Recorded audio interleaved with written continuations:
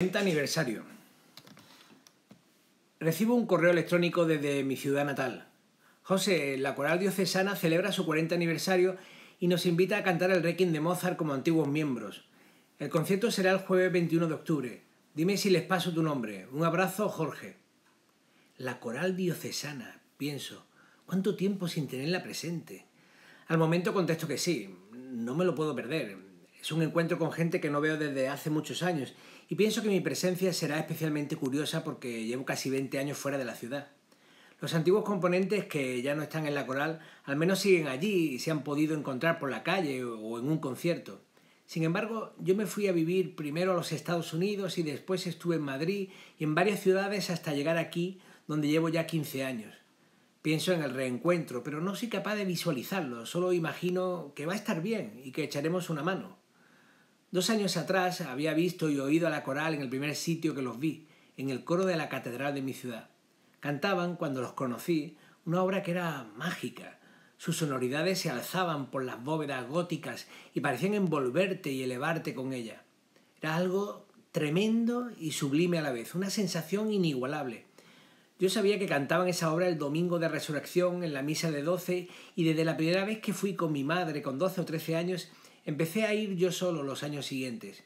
Y recuerdo lo que sufría solo de pensar en llegar tarde, porque luego cantaban con potencia obras además emotivas, sufridas y tensas, pero ninguna se asemejaba a aquella, tirante y atormentada. Una vez salí muy ajustado de tiempo de mi casa y corrí por las 2 largas calles que me separaban de la catedral, solo para poder oír aquella obra. Cuando llegué ya estaban cantando y era otra pieza o una parte de ella sin fuerza. Un minuto después comenzó a sonar de nuevo ese Kyrie de Raffaele Cassimiri. Mi contento fue extraordinario y me dejé penetrar y elevar con aquellos acordes. Años después conocería la obra en partitura y descubriría que tenía una estructura tripartita cuya última parte era repetición de la primera, y fue en mitad de la obra cuando yo entré en aquella catedral aquel día para oírla. Desde entonces procuré no llegar nunca tarde, año tras año, a esa cita con esa obra y con la coral. Cuando 2 años atrás había vuelto a oírlos en otra Semana Santa que pude estar allí con mi mujer, ya directamente no cantaron esa obra. Y no lo hicieron sencillamente porque no podían. Un batallón de ancianos cantaba desgarradamente obras de poca dificultad y su resultado era tristemente penoso. Yo sabía, sin embargo, que si reunían a los antiguos componentes, el Requiem de Mozart saldría adelante. La música coral es un misterio cuyos condimentos no solo son técnicos, hay aportaciones de la psicología grupal y de la acústica. Por una parte, cuando el grupo es muy grande, es muy fácil hacer parecer que la cosa suena. Y por otra, lo que recibe el oyente no es una acumulación de voces que canta exactamente lo que el texto y la música dice en una conjunción perfecta, sino un magma de sonoridades cuyo bulto principal nos crea unas determinadas sensaciones. Es realmente el oyente el que otorga cierta coherencia a ese caos que se le viene encima en forma de olas de sonido. Porque esas olas no tenían que ser perfectas, pero sí iban a serlo grandiosas, el sonido llegaría al público y éste quedaría encantado. Sería sin duda alguna un éxito más de la Coral Diocesana. Días antes del primer ensayo telefoneo a Jorge y compruebo todos los datos de fecha y vestuario. Sigo sin pensar mucho en toda la avalancha de emociones que podría producirme. Mi vida en mi ciudad actual está llena de actividades y me preocupa dejar a mi mujer con el niño sola, porque aunque ella me ha oído hablar de este concierto, no le he pedido permiso. Finalmente le doy el calendario. Tendré que ir un domingo por la tarde y quedarme allí el lunes. Y después tendré que ir una semana después, el martes, miércoles y jueves, que será el día del concierto. Ella también saca su agenda y me dice que en la primera semana ella sale de viaje el martes a las 7, por lo que la noche del lunes me deberé volver después del ensayo. Refunfuño, pero acepto. En la otra semana no hay problema. El domingo por la tarde del primer ensayo hago una maletita, cojo mi coche y me voy para allá. Son 200 kilómetros en los que voy escuchando la radio o un poco de música. Yo doy charlas por todo el país sobre mis libros y voy a ellas sin temor ni expectativas. Sé que siempre me voy a encontrar lo mismo, gente atenta y agradecida que va a compartir conmigo un rato de charlas sobre literatura y en algunas ocasiones sobre música. Como el estándar se cumple, lo hago de manera rutinaria, aunque esa rutina consista en echarle pasión y siempre la gente quede encantada. Por eso ahora, según voy, no pienso en nada relativo a quién me voy a encontrar.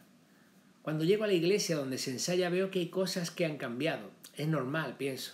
Antes había aparcamiento, pero ahora hay un cuartel de la Guardia Civil junto a la iglesia y hay una zona de seguridad. No pasa nada, pienso.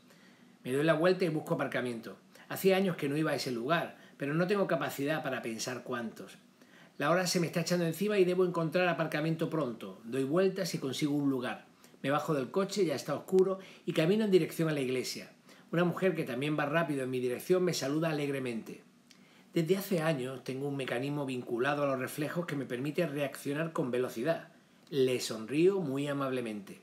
Imagino que es alguien que debo de conocer del pasado y le doy 2 besos muy cariñosos. Ella dice mi nombre. «Hola, José Enrique». «Hombre, Rosario, ¿cuántos años sin verte?» Su nombre ha salido de mi cabeza antes de pensarlo. Ha sido un mecanismo, alabado sea ese mecanismo, que ha recorrido inconscientemente antes de que el consciente se dé cuenta de cuál es su nombre y lo ha escupido. De hecho, en el corto camino que nos queda hacia la iglesia me despisto pensando en ese mecanismo y en darle gracias, aunque al momento mi consciente, que debe de ser un poco celoso, le cuestiona al inconsciente el nombre de Rosario. ¿Es realmente Rosario el nombre de esta chica?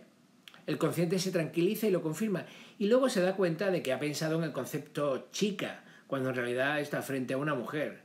La última vez que la vi tendría unos 23 años, hoy tiene 47. Era una chica delgadita, un poco bajita, pero muy pizpireta, con unos profundos ojos celestes. Hoy los ojos están metidos allí en el fondo de una cara llena de pliegues y de gorduras, como todo su cuerpo, que ha pasado a ser el de una mujer que podríamos decir normal, pero que a los ojos de alguien que no la ha visto en 20 y tantos años es una señora gordita con ojos intimidadores. Ojos que no te gustaría encontrar en tu cama en mitad de la noche.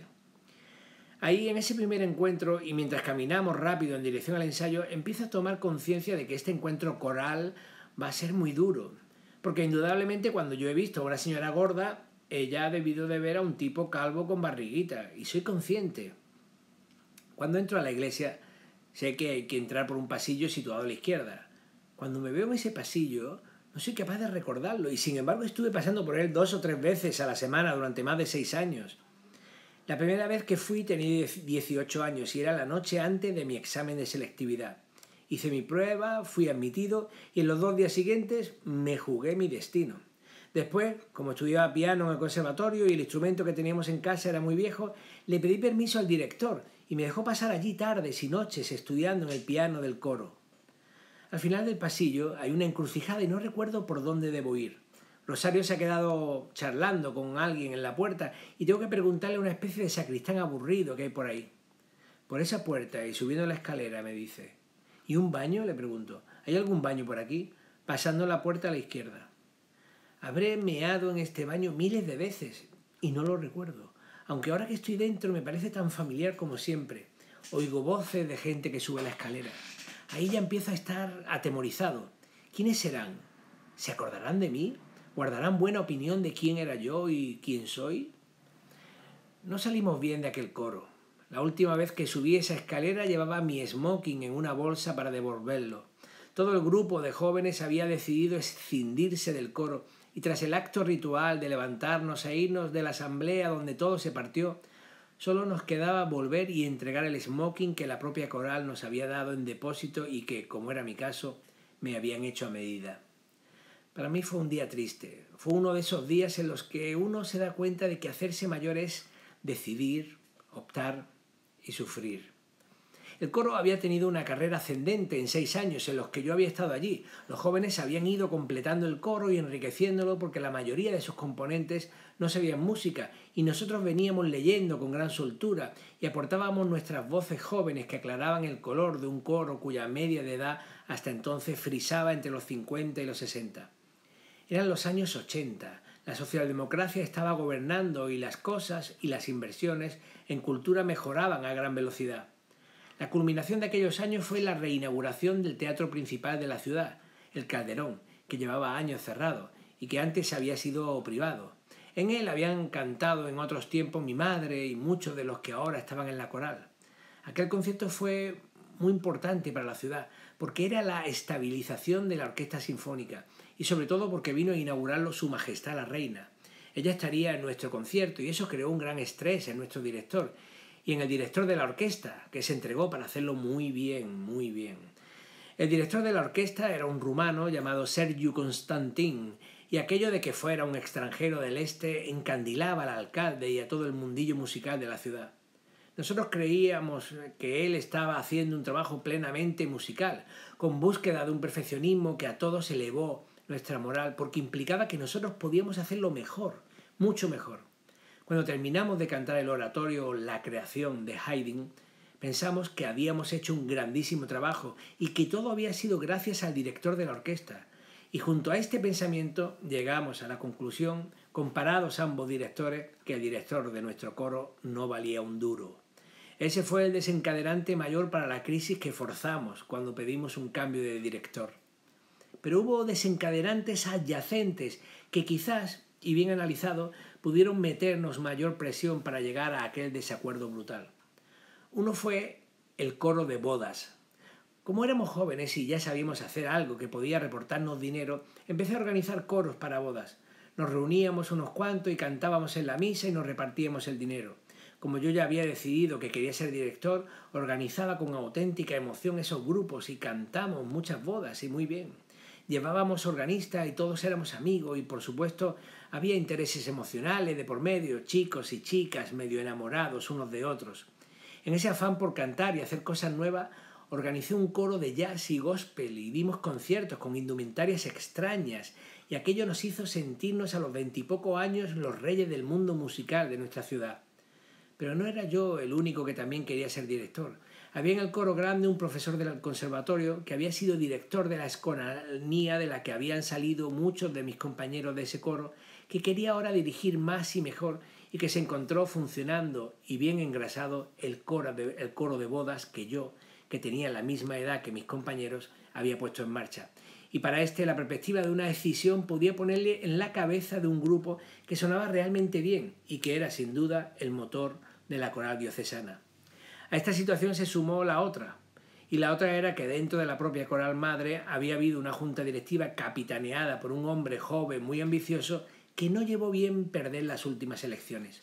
Él fue uno de los que se aprovechó de la escisión, porque podría volver a ser el presidente de un coro, como hasta ese momento lo había estado siendo, y podía dejar en situación de bancarrota musical al nuevo presidente y su junta. No obstante todo esto, si el director del coro hubiera tenido otra actitud, la cosa no habría llegado tan lejos.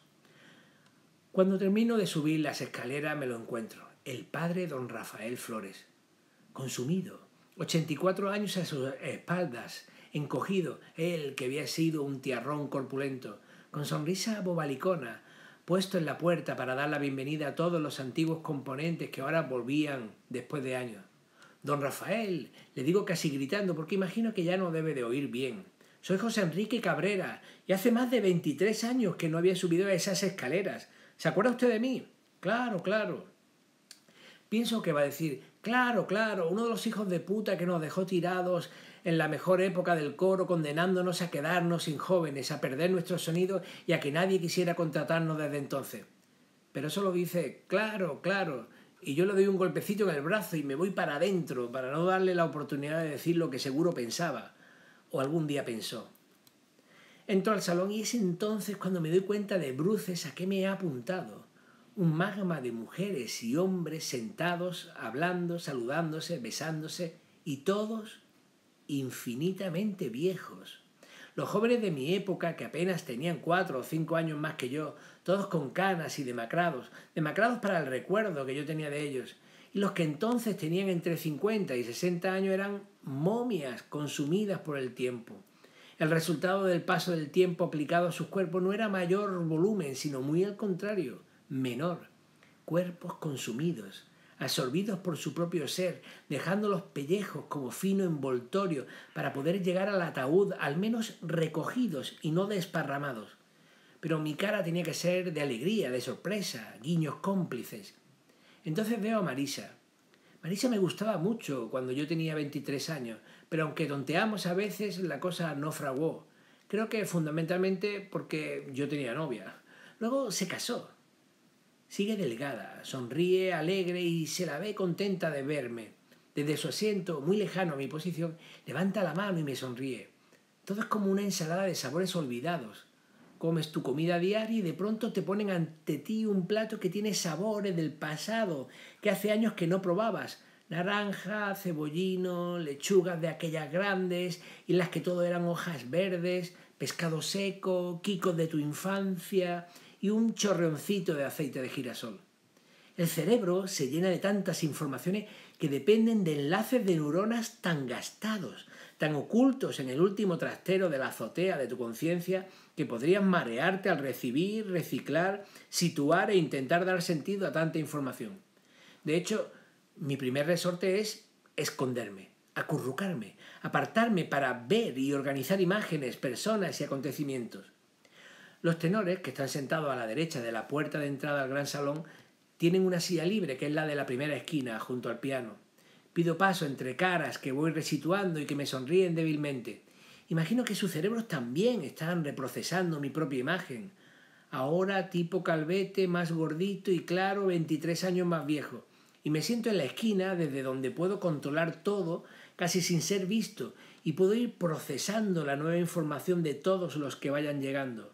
Los veo y veo con ilusión que sobre el piano central del salón hay una enorme, gigante foto del coro de la época en la que nosotros estuvimos. Lo comprendo. Comprendo en ese momento que aunque nos escindimos, ellos nunca pudieron cambiar aquella foto porque representaba el momento más álgido de la historia de esa agrupación, el año en que reinauguramos el decimonónico y abandonado teatro de la ciudad. Se lo digo al muchacho desconocido que hay sentado a mi lado. Allí estoy yo. Hacía 23 años que no pisaba este salón de ensayos y ahora veo que allí sigo. El muchacho asiente con admiración y mira la enorme foto enmarcada. ¿Dónde estás? Yo soy, o debo ser, le digo, el octavo por la izquierda. Tenía flequillo por entonces. El joven fija la vista en ese punto y no dice nada. Debe de estar computando cómo el paso del tiempo hace de un joven con flequillo un viejo calvo. Sigo mirando y voy viendo entrar alternadamente a gente que no veía en tantos años. Entra uno de aquella época, lo reconozco y le pido a mi cabeza su nombre, pero no me lo da. Recuerdo que en un viaje a Suiza me tocó ir con él a la casa de un miembro del coro de allí y que lo pasamos bien. El suizo vivía en un maravilloso piso de diseño con vistas al lago. Han pasado 23 años y no me acuerdo de su nombre. Así de quebradizos son los recuerdos. Lo voy a saludar y de pronto me detengo porque recuerdo que tenía una novia en el propio coro, que ella lo dejó y que luego se casó con otro. A la antigua novia no la he visto, pero sé que debe de estar por allí o a punto de aparecer. Miro ahora su mirada. Imagino su horror, que debe de estar ya entrenado, al mirar al salón, porque ese está sintiendo el mismo mareo informativo que yo, pero con mayor preocupación por encontrarse a su ex. Mira a su derecha y me ve, pero no me reconoce. Le sonrío y muevo la mano. Entonces su cerebro termina de reconfigurar mi rostro en su archivo de caras del pasado y termina de buscar mi nombre y, sonriendo, me lo dice. Entre él y yo hay 2 filas de tenores sentados. «Hola, José Enrique. Leí tu libro». Le saludo con toda la expresión de alegría que puede producir mi cara, seguido de una expresión de falsa modestia, como queriendo decir «No, nada, ese librito no tuvo importancia». Claro, pienso, algunos han podido leer mi libro. Tuve un libro con cierto éxito unos años atrás y quizá lo leyeron. ¿Cuántos? Hago un cálculo y pienso que con suerte y algo de chismorreo, 3. Uno cree que está fuera, ausente de sus antiguos conocidos y sin embargo, por las grietas de la realidad se cuelan datos referenciales que hace que la gente te tenga presente. Veo que en el coro también está el niño que, pasados los años, se quedó con la dirección del coro escindido. Nadie podría haber imaginado nunca que de aquella crisis, producida quizás por un par de tipos con ambición, la palabra ambición no tiene que llevar para mí connotaciones peyorativas, el resultado, 7 años después, fue que tomara la dirección un tipo sin experiencia de dirección, aunque sí de coralista. Esa fase no la viví, pero todavía hoy sigo sin entenderla. Después de aquel tipo ambicioso que se quedó con mi coro de bodas y al que la gente no tardó en odiar por su trato personal, el coro escindido contrató a un tipo que había hecho en nuestra ciudad una pequeña acción que en aquel entonces les resultó a algunos envidiable, un coro de cámara exclusivo de música renacentista. Era una moda que estaba empezando a campear por toda Europa y algunos debieron de ver en él al Harnoncourt provincial. El coro, buscando su identidad alejada lo más posible de la coral diocesana para autojustificarse moralmente, juró hacer música renacentista a capella. La realidad que al final se impuso es que hoy, 16 años después de aquel juramento identitario, son la coral diocesana de la actualidad, la que canta con la orquesta sinfónica y la que está formada por personas de más de 40 años. Algún día se les cindirá un grupito y los dejarán morir de vejez. El director renacentista, llevado, imagino, de su ineptitud, estaba todo el día cabreado y también trató mal a aquellos coralistas. Yo ya no vivía allí, pero a algunos ensayos y conciertos iba todavía de vez en cuando y pude comprender su impotencia. Cuando lo echaron no tenían a nadie y pusieron a Quique. Quique ahora tiene 43 años y está a 2 metros de mí en esta enorme sala llena de gente. Es el director de la coral escindida que viene en reconocimiento y signo de paz, sobre todo porque vencieron, el tiempo acabó con los viejos y los jóvenes ocuparon su lugar. Yo soñé con dirigir aquel coro y aunque una vez pude dar un concierto con ellos, nunca conseguí que me consideraran primus inter pares. Era muy difícil ser cabeza de un grupo con el que habías convivido desde que estudiabas solfeo. Miro a Quique y lo envidio. A él lo pusieron de manera interina, pero ya se había asentado. Había estudiado un FP de algo y 4 años después se había matriculado en magisterio. Ese era todo su currículum. Mientras yo me había quemado los dedos estudiando piano y composición y dirección de orquesta y coro en una larguísima carrera de 17 años. Pero él tenía a Elisa y yo no. Elisa lideró las fuerzas internas del coro en el periodo de expulsión del renacentista y lo puso porque era su amigo. Ahora ya Elisa ni estaba, y lo peor es que yo sabía que Elisa había estado enamorada de mí y había estado intentando que saliéramos durante 2 años. Si hubiéramos salido, a lo mejor me hubiera puesto a mí, pero ahora yo estoy sentado aquí como uno más, mientras Quique es el director del coro enemigo. Aquí sentado, desearía levantarme y gritar mi currículum y decirle a todos: yo he dirigido la Sinfonía Resurrección de Mahler y el Requiem alemán de Brahms y la novena de Beethoven. Pero el haber dirigido todo eso, el llegar a esta edad, solo me hace respetar la mediocridad de cada uno y asumir mi papel en este grupo. Porque además tengo la sensación de que, aunque lo dijera, aunque lo supieran, nadie conseguiría quitarles de la cabeza la imagen que se hicieron de mí cuando yo tenía 18 años y venía al coro en mi mobilete verde directo desde el conservatorio. Cálmate, Pepe, me digo, cálmate. Cuando estamos allí sentados, entra el cura con el joven director que va a dirigir el concierto. Lo presentan y oigo al cura mover su mandíbula y lo veo menguado y recuerdo cuando me dejó estudiar piano en este mismo salón parroquial y cuando le dije: «Don Rafael, me gustaría ser sacerdote». Visto con el tiempo todo parece tan ridículo. Lo veo y me da pena que confiara en un jovenzuelo como yo porque pidió cita con el obispo y nos reunimos los 3 en el Palacio Arzobispal y allí delante de él me escuchó decirle a la máxima autoridad que yo quería ser cura y que quería poder seguir yendo al conservatorio. El obispo estaba encantado solo de pensar que en las misas del seminario habría un organista que conseguiría hacer cantar a los novicios acompañándolo alegremente con el piano. Estuvo entregado, sí a todo, con piano incluido. Luego empecé a ir al seminario todos los sábados. Convivía con los seminaristas, comía con ellos y hacíamos las misas juntos, pero no podía tocar el piano, aunque don Rafael me seguía permitiendo ir al local del coro a estudiar y yo tenía ya mi propia llave de ese salón y de la parroquia. En el seminario no encontré los valores de aquel Jesús de Nazaret por ninguna parte. Los seminaristas eran tipos de pueblo de entre 30 y 40 años que sabían que era mejor ser curas que morirse de hambre y que la única manera que tenían de estudiar era estar allí. Y me lo decían. Un día le dije a mi padre que con el piano decimonónico de casa no podía seguir estudiando y que me iba a meter a cura para tener un buen piano donde estudiar. 2 semanas después aparecía por la puerta de mi casa mi nuevo piano.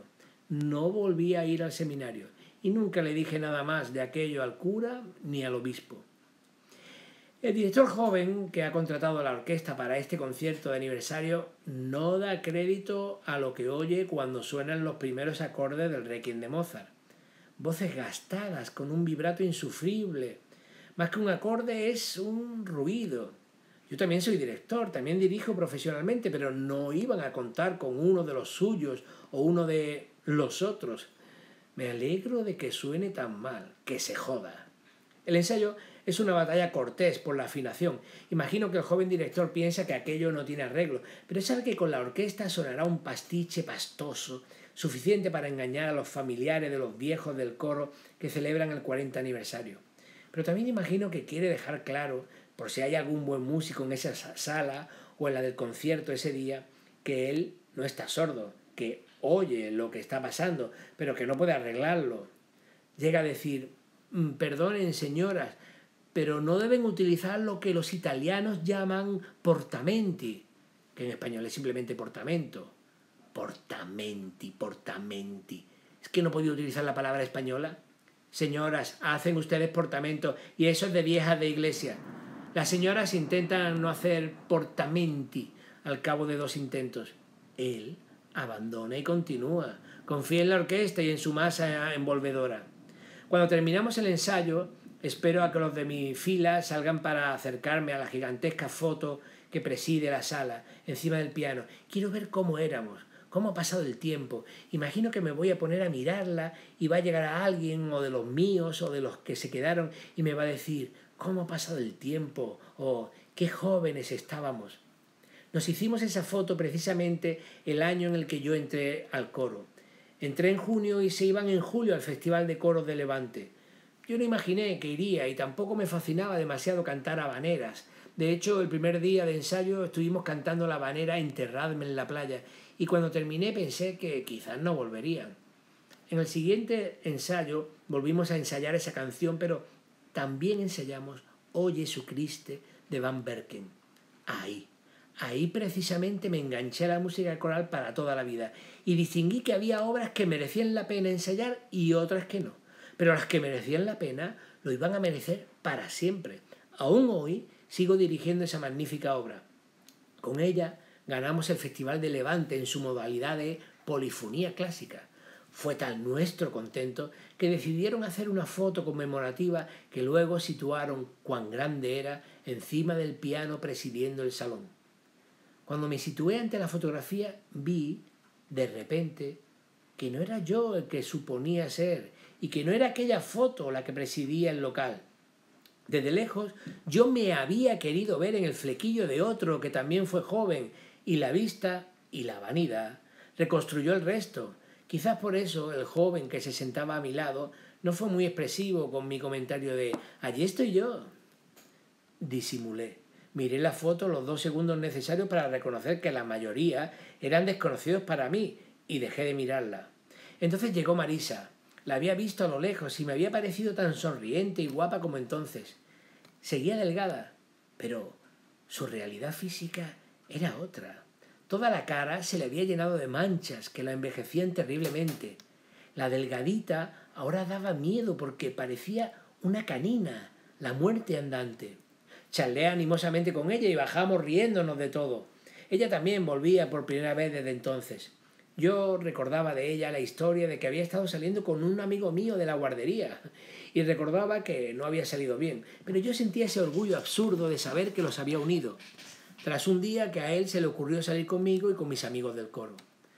Después ella se casó, claro, con Nando. Nando era un tipo estupendo, era deportista profesional y aunque no tenía nada que ver con nuestro ambiente musical o cultureta, se acopló perfectamente y llegamos a tener un trato estupendo él y yo. Luego me fui de la ciudad.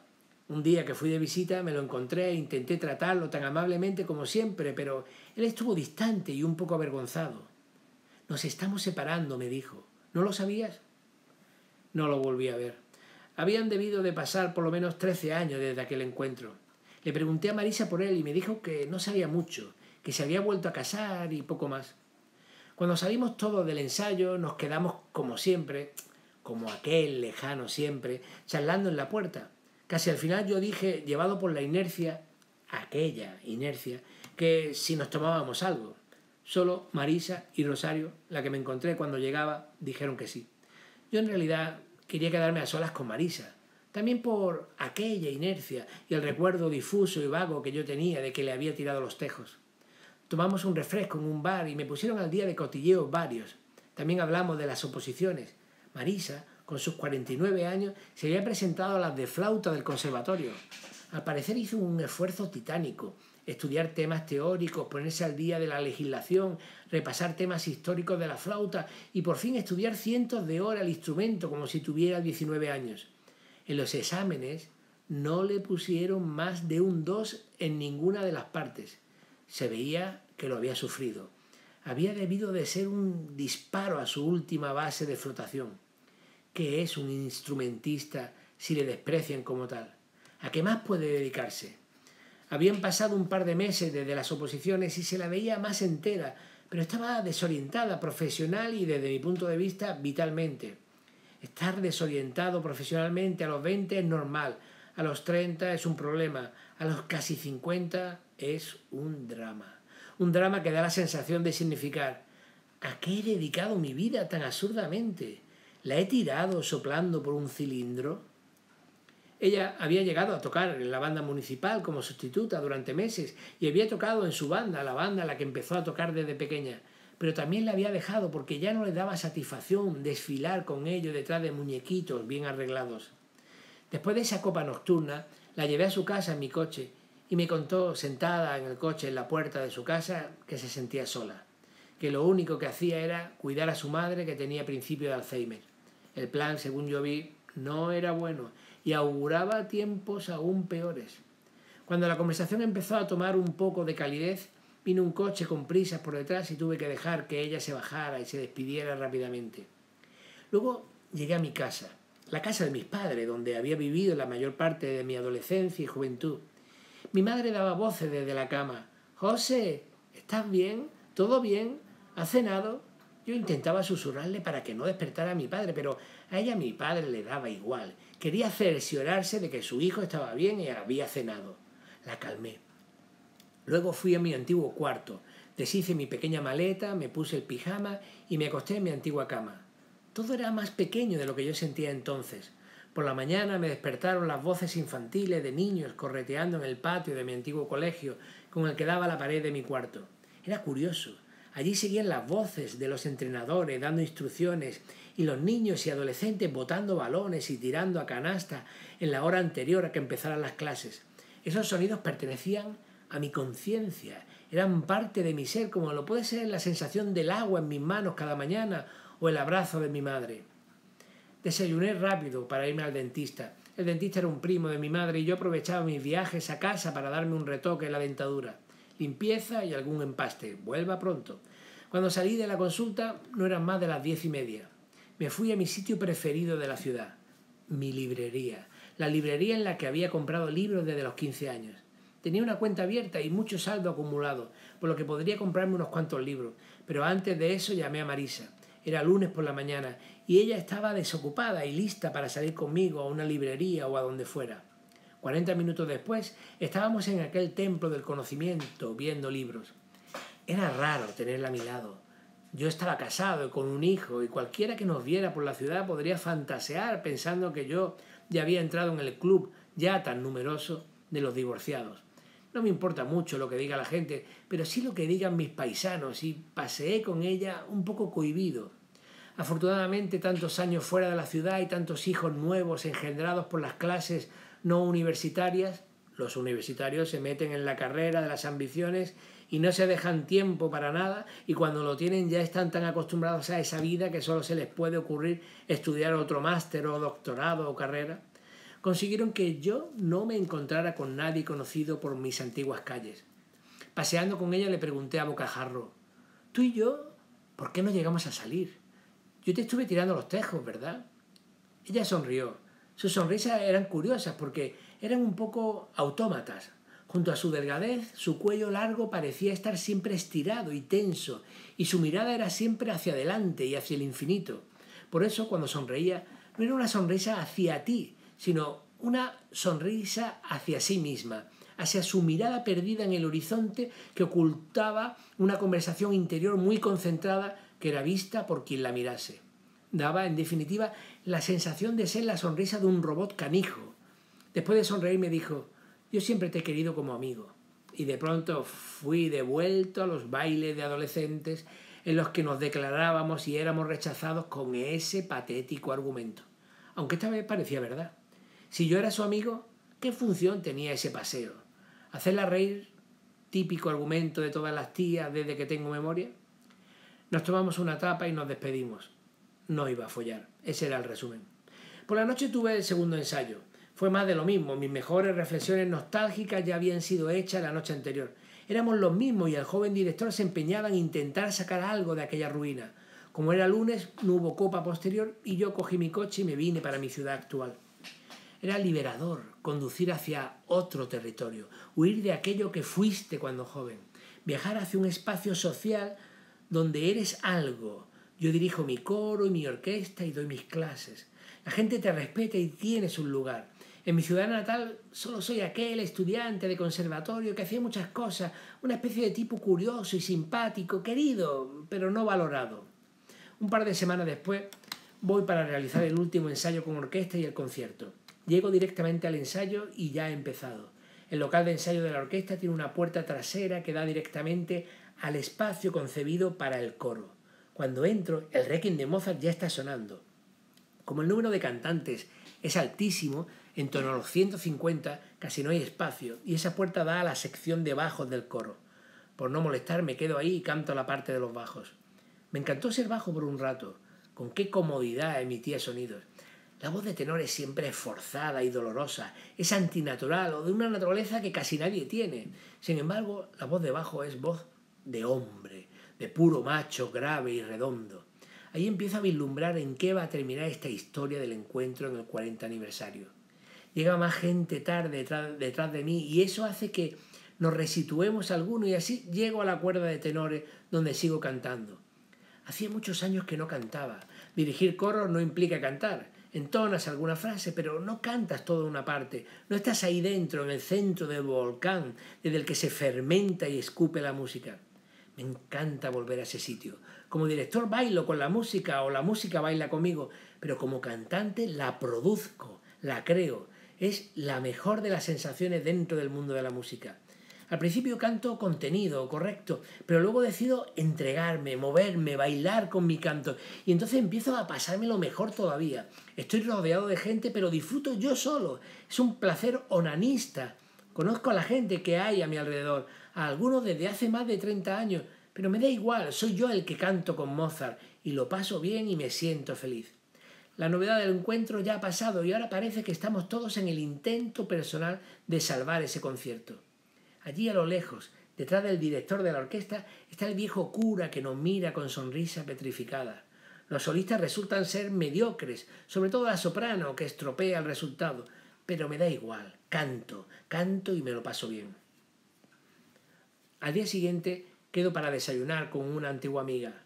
Me cuenta que tuvo un implante de embrión en el útero, que estuvo malísima, que perdió el niño. Su madre tiene Alzheimer, ella trabaja en un teléfono de urgencias. Su hermana está casada con un tipo egoísta. Mi amiga ha sufrido, siempre ha sufrido. Es como un imán, atrae las desgracias. Pero es feliz, claro. Todo el mundo vive como si su vida fuera la mejor de las vidas posibles.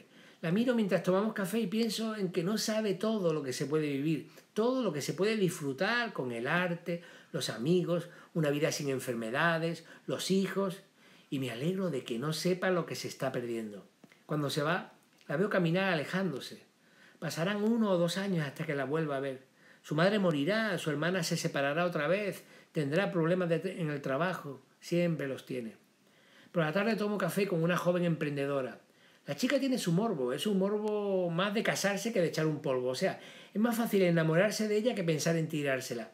Está llena de energía, finge admirarme. Me escribió después de verme en una entrevista en la tele. Me invitó a dar una conferencia. Luego se mosqueó un poco cuando le pregunté que cuánto me pagaban. Me pagaron. Luego su empresa salió en los periódicos acusada de algún delito que tiene que ver con ayudas de la administración. Pero ella parece mantenerse al margen y llena de vida y de proyectos. Una mujer de la que uno estaría orgulloso si la tuviera como compañera. Le vendo un proyecto que nos podría mantener juntos en el futuro si ella lo pone en marcha. Luego me voy a casa de mis padres y me visto para el concierto. Bajo por la calle que une mi antigua casa con el teatro. He caminado por ella miles de veces. Ha ido cambiando. Primero el deterioro, luego algunas recomposiciones parciales, siempre muchos coches, ruido. En esta calle está la papelería donde compré mi primer libro. Me gustaba por sus pastas duras, recias, como de libro antiguo. Era un diccionario de español. Ahorré el dinero del bocadillo para comprármelo. También está la casa de mi tío. Vinieron de Madrid un poco antes de su prejubilación. Intenté ayudar y lo hice mi padrino de confirmación. Él no entendería por qué yo lo había elegido a él. Yo solo quería que se sintiera incluido. Me parecía muy duro dejar tu ciudad por otra ciudad extraña a cientos de kilómetros. Luego se murió su hija, luego su mujer, luego un nieto, luego otro. Luego empezó a perder la memoria. Paso por debajo de su casa y me lo imagino sentado en el sillón, mirando la tele. La hija que le queda y su nieto deben de estar dándole la cena. En esta calle paseé por primera vez de la mano de una niña. Yo tenía 15 años. Ella era rubia con el pelo largo, pero era un muermo. Era rarísimo pasear por tu calle de siempre agarrado a una niña rubia de ojos azules sin sentir nada. Pero era rubia con los ojos azules.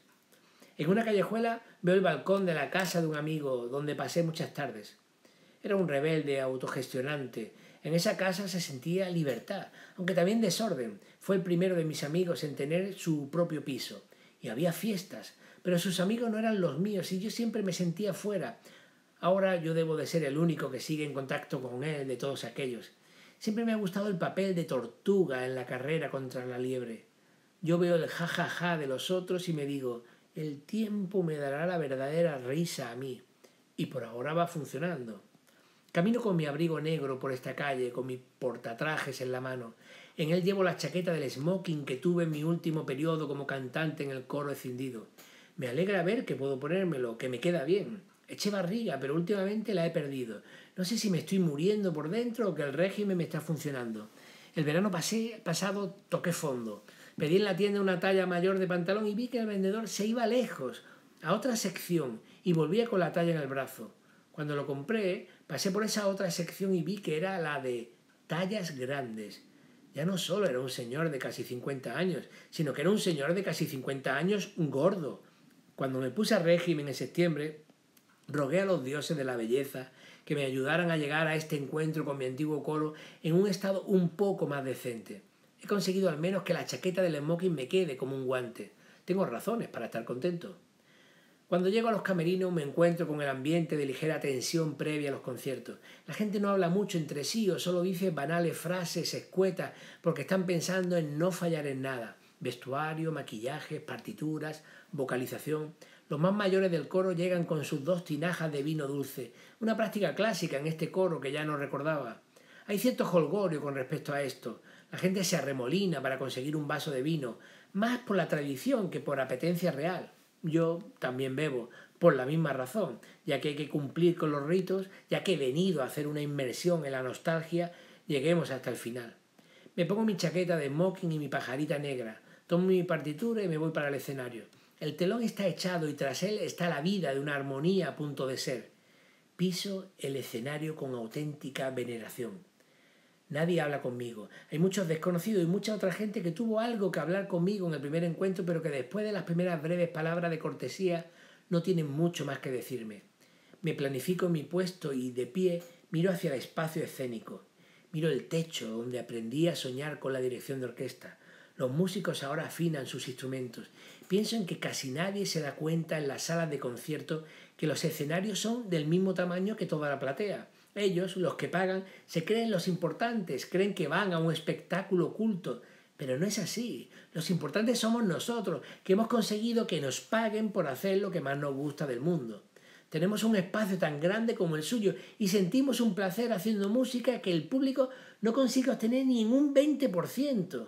Cantar con orquesta y asistir a un concierto como público mantiene una proporción exactamente igual a la de hacer el amor y ver cómo otros hacen el amor. Así son las sensaciones. En este escenario viví años de una intensidad soñadora sin límite. El director era un rumano a quien yo adoraba y a veces cuando él se quedaba solo con la orquesta y los solistas y el coro se retiraba, yo me quedaba aquí en este mismo escenario, disfrutando de cada uno de sus gestos y aprendiendo todo lo posible, observando, memorizando, cultivándome con el deseo inmenso, poderoso, extraordinariamente fuerte de llegar a ser algún día él. Y eso me duele ahora que sigo estando en el mismo lugar que la última vez que estuve aquí. He dirigido en grandes teatros e iglesias, en muchos lugares del mundo, pero no aquí, en el teatro en el que cantó mi madre, en el teatro que reinauguré como coralista, en el teatro donde soñé ser director. Intento controlar mi ira, esa pequeña angustia, la trato como a un niño, le explico con voz de madre consoladora. Tú ya diriges, has dirigido las obras más grandes de la historia, la segunda de Mahler, el Requiem de Verdi, el Requiem alemán de Brahms. Estás aquí como invitado solo para solaz de tu nostalgia. Ellos no saben quién eres ni qué has hecho, pero no importa ya. No puedes ir informando a todo el mundo de tu currículum, de tus logros. Has madurado y ya sabes que eso es imposible.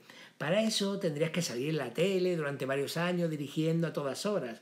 Es una tarea, por tanto, imposible.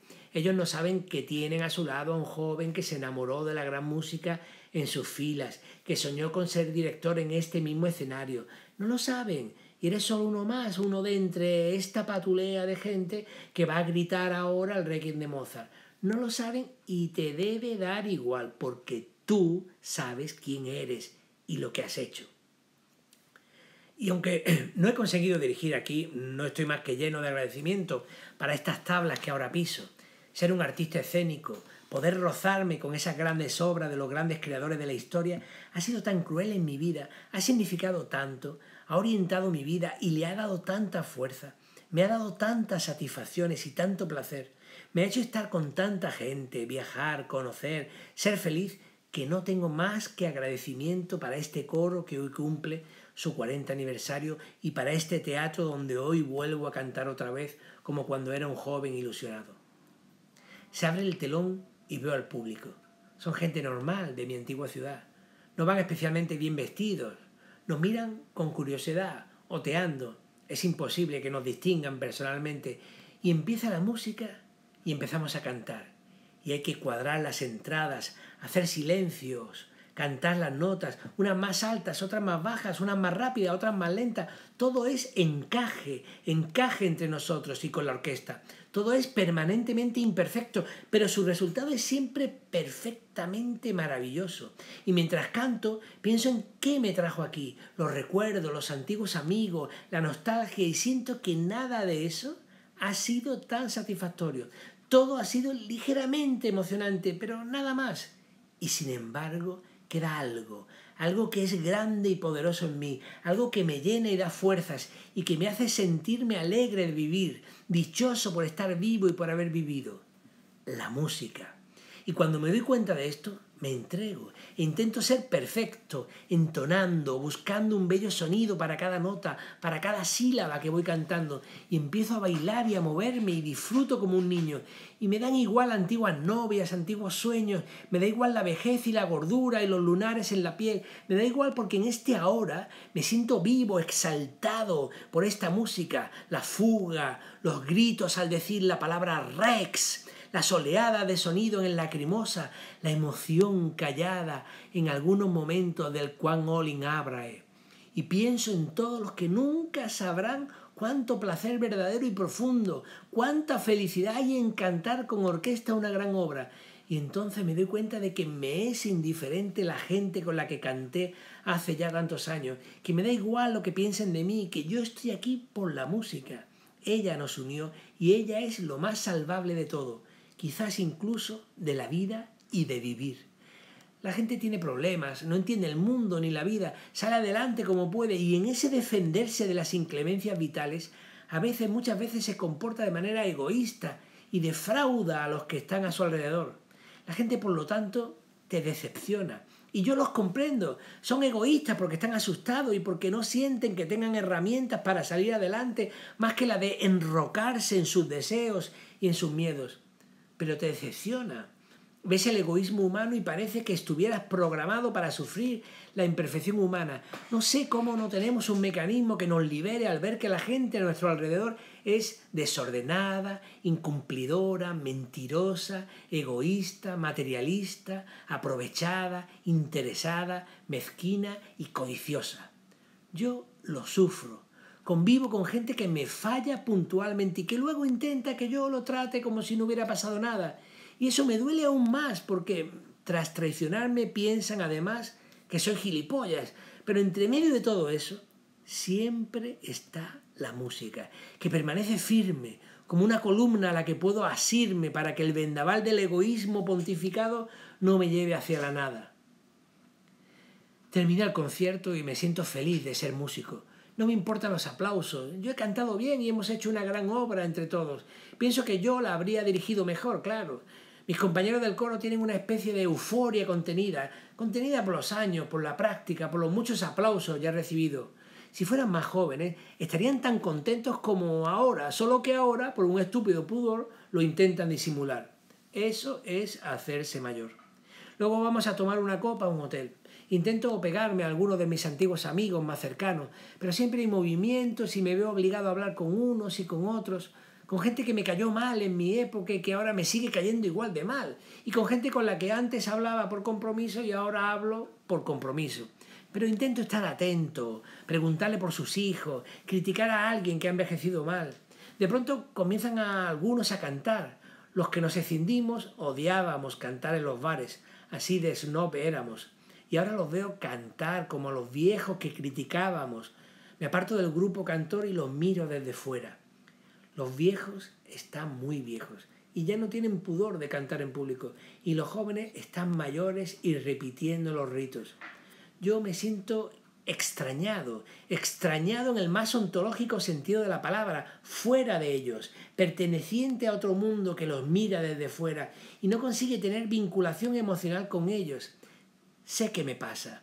Todo es vanidad, necesidad de ser el centro. Llevo muchos años dirigiendo, dando clases, impartiendo conferencias. Siempre soy el centro y ahora tengo que estar ahí con un grupo de viejos que se celebran a sí mismos sin mirarme. Pero intento calmarme, sentirme superior, mirarlos desde arriba. Estos pequeños mortales no saben quién está entre ellos. Escribiré un relato y los pondré a parir por mediocres, por elefantes en su último viaje hacia el cementerio de la muerte, cantando para más Inri un requiem. La gente empieza a irse de la celebración. Uno de los viejos del coro decadente llega sonrojado con 2 ejemplares de mi penúltima novela y me dice que si se los podría firmar para él y para su hija. Soy amable y me pongo a firmárselo con gusto. 3 personas más se acercan y me dicen que me vieron en la tele, en la larga entrevista que me hicieron sobre literatura y música. Sonrío sorprendido. Llega entonces la antigua solista del coro, la auténtica diva, la que tiene que hablar por encima de todo, y dice que yo soy un ser maravilloso, a voz en grito, y que yo he escrito novelas y he dirigido conciertos importantes, y que he actuado en la televisión, y que soy una especie de superhombre de la cultura, y todos la escuchan, y yo saco un libro que llevo en mi portatrajes, y se lo firmo y se lo regalo. Y Marisa me mira con ojitos caídos, como nostálgica por la pareja que nunca hicimos, y le regalo otro libro que llevo entre mis cosas y se lo firmo, y todo el mundo que antes andaba callado en su autocelebración se arremolina en torno a mí y me dicen que me vieron en la tele o que alguien leyó mis novelas o que vieron en internet partes de mis conciertos. Firmo, agradezco, me hago el humilde. Salimos del hotel de la celebración. Hace frío. La gente se despide con un par de besos y promesas de vernos pronto. Yo también lo hago y luego camino solo hacia mi casa. Pienso que este encuentro, al final, no ha estado tan mal.